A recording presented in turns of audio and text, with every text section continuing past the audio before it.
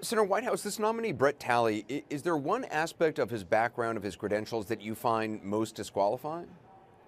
Well, the fact that he's never tried a case and apparently never even argued a motion in court would seem to be disqualifying in the ordinary course.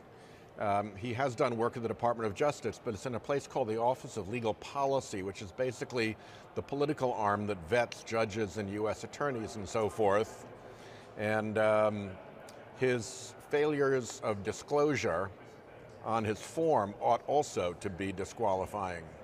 Right. I mean, Talley's wife is the White House counsel Don McGahn's chief of staff and was reportedly interviewed by Special Counsel Mueller's team. Is there a potential conflict there? Well, I think there may be a conflict. I wouldn't want to speculate about that.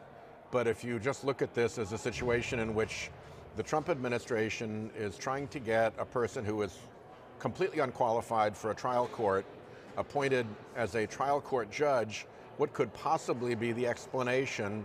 Oh, his wife is the chief of staff to White House counsel. It just looks like old-fashioned family self-dealing to get a nice job for somebody's spouse who's totally unqualified for the job. Not much draining swamp.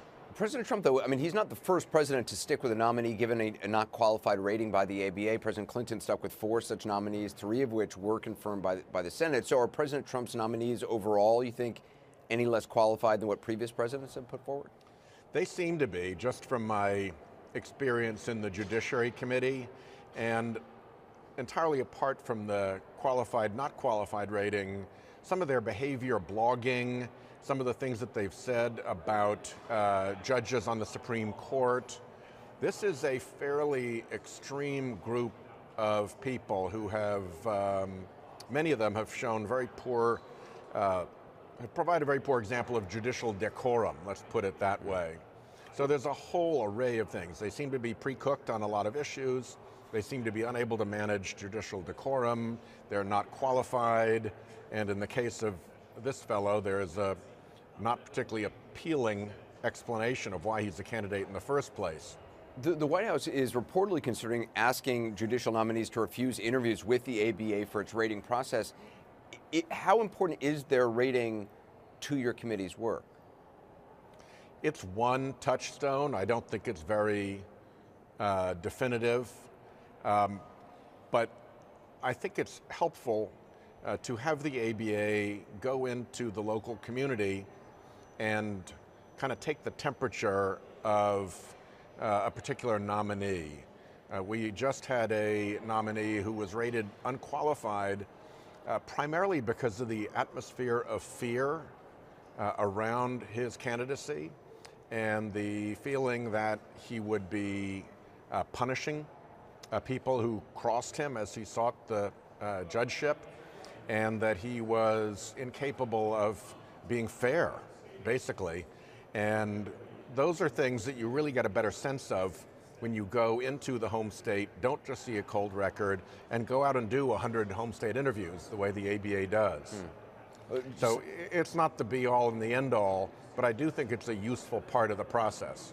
And just lastly, I mean, Democrats have taken a particular issue with just how quickly President Trump is reshaping the judiciary. I guess the counter-argument to that is, isn't that what presidents do, and what many voters specifically elected the president to do? I would take some issue with that. I think it's important for the president to keep our courts fully staffed so people have access to justice. I think it's important for the president to appoint qualified and capable judges so that the court is a place in which justice is in fact accomplished. But I don't think the American people strongly believe that the courts are a place where the president should try very hard to make a political mark, and particularly not the kind of political mark that I think we can anticipate from Trump administration judges, which is that they will be very biased when it's a case that involves the firearms industry or a polluting industry or an issue of women's control over their reproductive decisions. They seem to be coming in with a strong predisposition, having been vetted basically by a bunch of political groups as to being reliable votes in those areas. But wouldn't the same argument be made of President Obama's, appointees who were considered liberal? In a very general way, I think that there are different,